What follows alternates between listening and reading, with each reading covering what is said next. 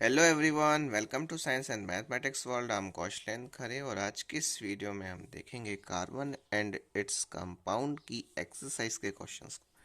तो चलिए शुरू करते हैं। आज हम क्वेश्चन नंबर 7 से शुरू करेंगे।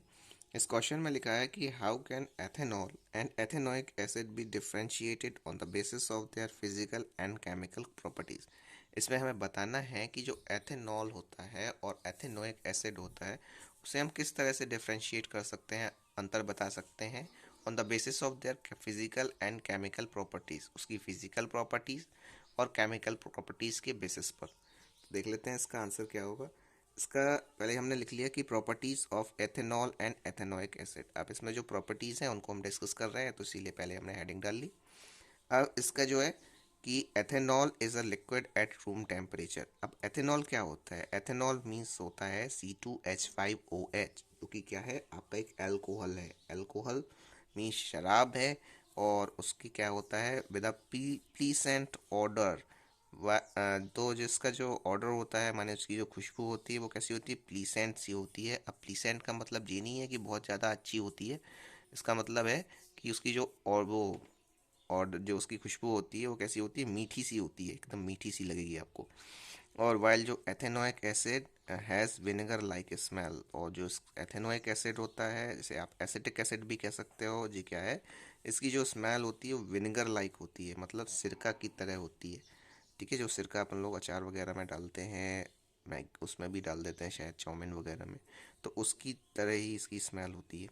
जो मेल्टिंग पॉइंट जो होता है एथेनोइक एसिड का वो कितना होता है? 17 डिग्री सेल्सियस। अब देखिए इतना कम है कि रूम टेम्परेचर से भी कम है। So it freezes at during winter. तो ड्यूरिंग विंटर मतलब सर्दियों के दौरान ये जम भी जाता है आपका। कौन सा? एसिटिक एसिड, जिसको आप एथेनोइक एसिड भी बोलते हैं। इसका फॉर्मूला क्या होता है? इसका फॉर्मूला होता है आपका CH3COOH। अब दूसरी प्रॉपर्टी देख लेते हैं। इस प्रॉपर्टी में क्या लिखा है कि ethanoic acid react with metal carbonate and metal hydrogen carbonate.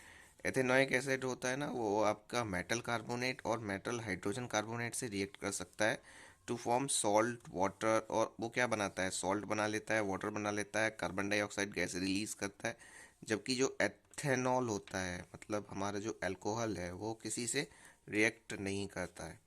अब यहाँ पे हमने उसको सिंबॉलिकली भी लिखा हुआ है कि यहाँ देख लीजिए कि मेटल कार्बोनेट हैं और मेटल हाइड्रोजन कार्बोनेट्स हैं, जिससे कार्बोक्सिलिक एसिड, जिसको आप एथेनोइक एसिड बोल सकते हैं, तो उससे रिएक्ट कर रहा है। तो उसमें क्या बना रहा है? सॉल्ट, वाटर, कार्बन डाइऑक्साइड, ये सब निकाल रहा है। अब यहाँ देख लीजिए CH3COH, ये आपका वही है एसिटिक एसिड, और एथेनोइक एसिड भी इसे कह सकते हैं। और इसकी रिएक्शन करा रहे हैं मेटल हाइड्रोजन कार्बोनेट से, तो इसमें Na2CO3 मतलब सोडियम कार्बोनेट हो गया। तो इससे रिएक्शन कराते हैं तो अब जिसका सोडियम है ना, जो यहाँ पे लग जाएगा। दो यहाँ पे हैं, दो यहाँ पे हैं, तो ये लग गया देखिए। और यहाँ पे क्या बचा? फिर CO2 निकल जाएगा। तो अब यहाँ पे इसके H के पास कितने हैं? दो H हैं, तो H एक इसका ले लेगा वो, तो यहाँ पे बना लेगा H2O, और ये बन जाएगा आपका वॉट कार्बन डाइऑक्साइड।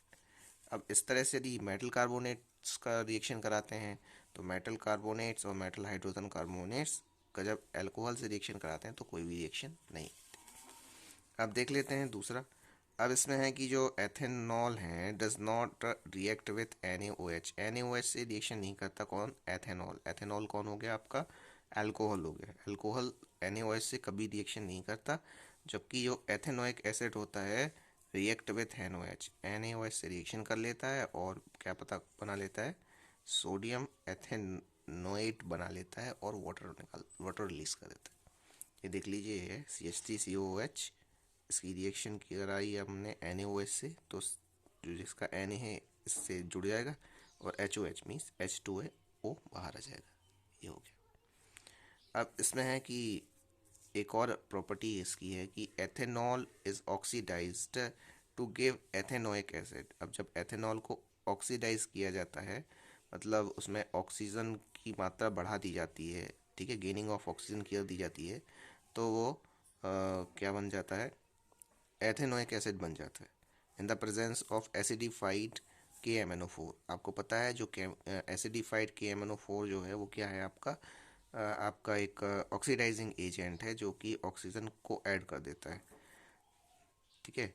और जो आपका कोई भी रिएक्शन हुई थी, no reaction take place by ethanoic acid in the presence of acidified KMnO4। जब एसिडिफाइड KMnO4 की रिएक्शन में कराई जाएगी तो उसमें कुछ भी नहीं होगा, कोई भी रिएक्शन नहीं होगा। किसके साथ? एथेनोइक एसिड के साथ। एथेनॉल कर लेगा रिएक्शन और आपका बना देगा क्या? ये बना देगा एसिटिक एसिड बना देगा। एथेनोइक एसिड मतलब एसिटिक एसिड बना देगा। ये था हमारा क्वेश्चन नंबर 7। अब बढ़ते हैं क्वेश्चन नंबर 8 की तरफ। इसमें क्या लिखा हुआ है? इसमें लिखा है कि why does micelle formation take place when soap is added to water. अब इसमें हमें बताना है कि मिसल फॉर्मेशन मीन्स होता है जो झाग बन जाता है ना, जब आप लोग सोप को, साबुन को कपड़ों से रगड़ते हैं, पानी से में डाल के ऐसे रगड़ते हैं ना, तो उसमें झाग सा क्यों बन जाता है? तो उसी को बोलेंगे मिसल फॉर्मेशन। अब वो कह रहे हैं will a micelle be formed in other solvent such as ethanol also. अब वो कह रहे हैं कि यदि हम पानी यूज़ ना करें, एथेनॉल यूज़ करें, बहुत ज़्यादा पैसे आ गए क्या उनके पास? ठीक है, लेकिन फिर भी तो उससे एथेनॉल यूज़ कर रहे हैं पानी की जगह, तो क्या उसमें भी झाग बनेगा क्या? तो देखते हैं भाई क्या होता है इसका आंसर। ये रहा इसका आंसर। इसमें लिखा हुआ है कि soap molecules has two ends. जो सोप मॉलिक्यूल्स होते हैं ना, उसके दो एंड्स होते हैं। One and is hydrophilic. Hydrophilic का मतलब होता है वाटर लविंग, मतलब पानी को पसंद करने वाले, हाइड्रोफिलिक बोलेंगे उसे। And one other is hydrophobic. दूसरा होता है हाइड्रोफोबिक मतलब वाटर हेटिंग, मतलब पानी से गुस्सा होने वाले, पानी को से नफरत करने वाले हाइड्रोफोबिक होते हैं वो। तो दो एंड्स होते हैं, एक हो गया हाइड्रोफिलिक मतलब जो पानी को पसंद करते हैं, दूसरा होता है हाइड्रोफोबिक मतलब पानी को पसंद नहीं करते। जब क्या होता है when soap is dissolve in water, जब सोप को पानी में घोला जाता है, and clothes are put in soapy solution, और जब क्लॉथ्स को पुट किया जाता है, डाला जाता है किसमें? सोपी सोल्यूशन में, सोप के सोल्यूशन में, तो soap molecules form a typical structure called micelle. और तो तभी जो सोप होता है ना, वो एक झाग जैसा झाग बना देता है, एक टिपिकल स्ट्रक्चर बना लेता है जिसको ही हम मिसल बोलते हैं। अब जो है कि हाइड्रोफोबिक एंड्स है जो डिफरेंट मॉलिक्यूल्स के surrounded a particle of grease and make a micelle. अब जो हाइड्रोफोबिक पार्टिकल्स होते हैं वो कहाँ उसके जो आपका जो उस कपड़े में जो ग्रीस वीस लगा हुआ है, मतलब क्या कहते हैं कि जो गंदगी वगैरह लगी है ऑयल और डर्ट की, तो उसमें मिक्स हो जाते हैं और उसमें मिसल बना लेते हैं। और जो है which is a spherical structure, जो एक गोल गोल टाइप से जो बुलबुले जैसे उठते हैं और झागनुमा सा बनता है, उसे बोल सकते हैं। और इन द हाइड्रोफिलिक एंड, और हाइड्रोफिलिक एंड में क्या होता है? आउटसाइड द स्फीयर, वो स्फीयर के आउटसाइड होता है वो। और hydrophobic ends is towards the centre of the sphere, और वो जो होता है उसके सेंटर पे होता है। आप समझ लीजिए कि आपके पास एक कपड़ा है, ये है कपड़ा, इस पे बहुत सी गंदगी लगी हुई है, और एक है, ये है आपका सोप। ठीक है। तो सोप के पास क्या है? दो एंड्स हैं, एक होता है हाइड्रोफोबिक और एक होता है हाइड्रोफिलिक। तो अब इसमें वो लगाएंगे जब हम सोप, तो जो एक एंड है जिसमें आपकी डर्ट है, गंदगी है और ऑयल वगैरह है, मतलब मैल पसीना से सारी चीज़ें हैं, तो वो उस एंड में चिपक जाएगा और उसको round round round round round round करके मसल फॉर्मेशन करेगा। और दूसरी है मिट्टी, धूल, ये सारी चीज़ें हैं, ये चीज़ें होती हैं, इसको बोलते हैं क्या? वाटर लविंग, मतलब हाइड्रोफिलिक्स चीज़ें। तो हाइड्रोफिलिक्स चीज़ें हैं तो ये है ना, वो पानी के साथ घुल जाएंगी। और जो है इसमें हाइड्रोफोबिक हैं तो वो किससे? पानी से जो डरती हैं, तो वो इस साबुन के साथ चिपक जाएंगी। और फिर दोनों दो एक दूसरे से चिपक गए, और फिर जब अपन लोग अच्छे से धोएंगे रगड़ रगड़ के, तो वो निकल जाएंगी सारी चीज़ें।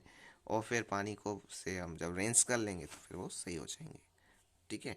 तो ये है हमारा। तो इसमें कह रहे हैं कि भाई जब है ना जो हाइड्रोफोबिक एंड्स है towards the centre of the sphere हो जाता है, that is why micelle formation takes place in. So इस तरह से मिसल फॉर्मेशन सोप में टेक प्लेस करता है। और यदि अपन लोग क्या करें, since alcohol is not polar, alcohol इतना पोलर नहीं होता अपने पास। कहना चाहिए पोलर मतलब क्या है कि भाई वो इतना ज़्यादा, इतना ज़्यादा पोलर नहीं है, इतना ज़्यादा मतलब वो इतना ज़्यादा वो कहना चाहिए कि पानी जैसा नहीं है ना, तो उसमें वो इसीलिए मिसल फॉर्मेशन उसमें नहीं टेक प्लेस करेगा। दूसरे सॉल्वेंट्स में जैसे अल्कोहल हो गया, तो अल्कोहल में नहीं हो सकता, और अल्कोहल इतना महंगा आता है, अपने कपड़े धोने के लिए कौन यूज़ कर सकता है, और उसमें मिसल फॉर्मेशन भी नहीं होगा, तो इसलिए वो यूज़फुल नहीं है। अब बढ़ते हैं क्वेश्चन नंबर 9 की तरफ। इस क्वेश्चन नंबर 9 में लिखा हुआ है कि why are carbon and its compound used as fuel for more appliances. हमने देखा है कि जो कार्बन के ही कंपाउंड्स यूज़ होते हैं किसमें, जो सारे फ्यूल्स के तौर पे यूज़ होते हैं। जैसे आप कोई गाड़ी भी चलाओ, पेट्रोल लगेगा, डीजल लगेगा, जी क्या है, कार्बन कंपाउंड्स। और मिट्टी का तेल वगैरह यूज़ करते हैं हम लोग घर का स्टोव वगैरह जलाने में। ये रसोई गैस यूज़ करते हैं, वो भी कार्बन कंपाउंड है। ठीक है, नेचुरल गैस है, सारी चीज़ें हैं, ये सारी जो चीज़ें हैं वो केवल कार्बन से ही मिलके क्यों जाते हैं, सारे फ्यूल्स हैं, सारे फ्यूल्स आपके कार्बन से मिलके बनते हैं। तो ऐसा क्यों होता है, और कार्बन एंड इस कंपाउंड क्यों यूज़ होते हैं फ्यूल के तौर पे? तो इसका आंसर सिंपल सा है कि carbon and its compound give large amount of heat on combustion. वो क्या होता है कि जब कार्बन एंड इट्स कंपाउंड को जलाया जाता है तो बहुत ही अमाउंट में वो हीट प्रोड्यूस करते हैं। ठीक है, जब उनको जलाया जाता है, due to high percent of carbon and oxygen, क्योंकि उसमें बहुत ज़्यादा मात्रा में हाइड्रोजन और कार्बन दोनों होता है, इसीलिए वो large amount of heat produce करता है। Carbon compounds used as fuel, carbon compounds को फ्यूल के तौर पे यूज़ किया जाता है बेस्ट इग्निशन टेम्परेचर। अब इसका जो इग्निशन टेम्परेचर है, मतलब जो इसकी जो आँच कहना चाहिए, आँच है जो इसकी जो गर्मी है वो बहुत तेज़ होती है। High calorific value and are high fellow उसकी कैलोरीफिक वैल्यू बहुत हाई होती है, एंड इजी टू हैंडल, उसको हैंडल भी आसानी से किया जा सकता है। तो इसलिए है there there combustion can be control, उसकी जो कंब्यूजन होती है, जो आग रहती है, उसको भी आसानी से कंट्रोल किया जा सकता है, पानी डाल देंगे बुझ जाएगी। ठीक है, तो इसीलिए, और यदि पानी नहीं लगेगा तो उसमें रेत डाल के बुझा लेंगे, तो आसानी से उसे कंट्रोल किया जा सकता है। तो इसीलिए कार्बन एंड इट्स कंपाउंड है वो फ्यूल्स के तौर पे यूज़ किए जाते हैं। अब बढ़ते हैं अपने क्वेश्चन नंबर 10 की तरफ। इस क्वेश्चन नंबर 10 में लिखा हुआ है explain the formation of scum when hard water is treated with soap. अब कह रहे हैं हार्ड वाटर जो है, क्वेश्चन में का मतलब है कि हार्ड वाटर को जब हम सोप के साथ रिएक्ट कराते हैं, मतलब सोप, हार्ड वाटर का यूज़ करते हैं सोप के साथ, तो उसमें स्कम फॉर्मेशन होता है। वही स्कम भी वही टाइप से, झाग टाइप से है, और मतलब थोड़ा कम टाइप का झाग है। तो ऐसा क्यों होता है? तो कह रहे हैं इसे hard water often contain salts of calcium and magnesium. जो हार्ड वाटर होता है उसमें क्या होता है, सॉल्ट्स ऑफ कैल्शियम एंड मैग्नीशियम्स होते हैं। मतलब चूना पत्थर भी हो सकता है, मैग्नीशियम के आयंस हो सकते हैं उस पानी में। तो इसमें है soap molecules react with the salts of calcium and magnesium. जो सोप मॉलिक्यूल्स होता है वो सॉल्ट्स हैं जो कैल्शियम और मैग्नीशियम के, उनसे रिएक्ट कर लेता है, एंड फॉर्म अ प्रेसिपिटेट, और एक प्रेसिपिटेट फॉर्म कर देता है। अब प्रेसिपिटेट मीन्स क्या होता है कि प्रेसिपिटेट मीन्स होता है कि अंदर तलहटी में जो जमा हो जाता है ना, उसको बोलते हैं प्रेसिपिटेट। ठीक है, जब आपने देखा होगा कि भाई कोई चूना वूना रहता है पानी यानी में, तो जब है ना उसमें फिटकरी वगैरह चला देते हैं तो वो नीचे जम जाता है ना, तो उसी को हम कह सकते हैं कि वो प्रेसिपिटेट है। तो जब सोप का भी रिएक्शन कराया जाता है, सोप रिएक्ट कर लेता है कैल्शियम सॉल्ट और मैग्नीशियम सॉल्ट से, और प्रेसिपिटेट बना लेता है। और this precipitate begins floating as of white layer over the water. और यही लेयर जो है वो वाइट लेयर, वाइट लेयर के फॉर्म में पानी के ऊपर ऊपर फ्लोट करने लगती है, और यही लेयर जो है इसको स्कम बोलते हैं, scum. Soap lose their cleaning property. अब अब इससे रिएक्शन कराए गए तो सोप की जो क्लीनिंग प्रॉपर्टी है वो कम हो जाती है।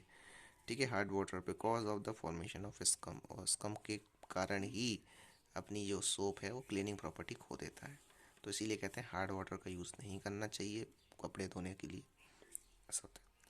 चलिए, अब क्वेश्चन नंबर 11 पे चलते हैं। इस क्वेश्चन में लिखा है कि what change will you observe if you test soap with litmus paper red और ब्लू। ये बहुत ही बढ़िया क्वेश्चन है। इसमें कह रहे हैं कि भाई आप कौन सा चेंजेस देखोगे जब आप सोप जो है ना उसको रिएक्शन कराओगे किससे, लिटमस पेपर से।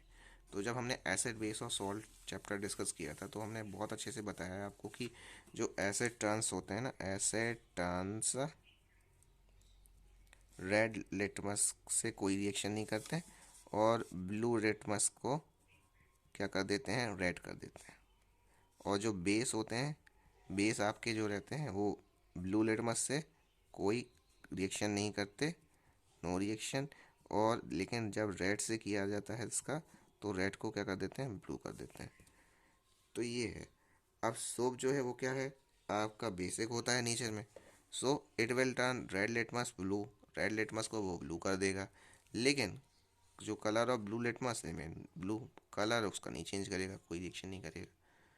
तो ऐसा होता है क्योंकि भाई asset turns blue litmus red, ठीक है।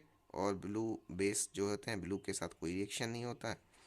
और रेड के साथ भी कोई रिएक्शन नहीं होता एसिड का।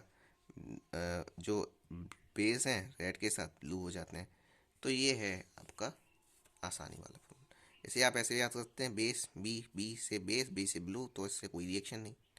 और एसिड बी से रिएक्शन, ए बी से रिएक्शन हो जाएगा और रेड कलर निकाल लेगा, ठीक है। एसिड बेस और सॉल्ट वाला चैप्टर आप थोड़ा सा देख लेंगे तो आपको आसानी हो जाएगा। तो ये थे हमारे क्वेश्चंस। आई होप आपको समझ में आ गए होंगे। और क्वेश्चंस के लिए हमारे चैनल को सब्सक्राइब कर लें, इसे अपने दोस्तों के साथ भी शेयर करें, वीडियो को लाइक ज़रूर से कर दें और कमेंट करके हमें बताएं कि आपको ये वीडियो कैसा लगा और आप क्या देखना चाहते हैं। मिलते हैं अगले वीडियो में। गुड बाय, जय श्री राम।